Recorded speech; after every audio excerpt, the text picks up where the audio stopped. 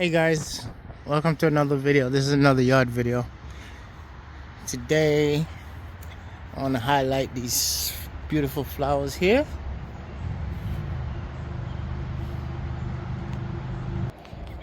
And over here where I used to have herbs, I'm making this a flower bed.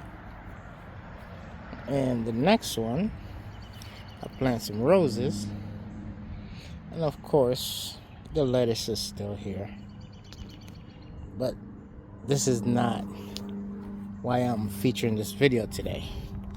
This is why I'm going to feature the video today. This is why I'm making this video. Today, I cut some romaine lettuce. Over here, this is called the garden salad lettuce.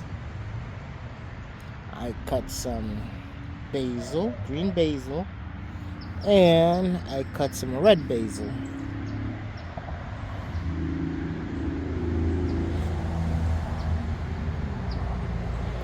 And I'm gonna make a salad. This is the salad. The only thing I did not get from the garden was the carrots. But this is our salad. And when I say it tastes good, it tastes good.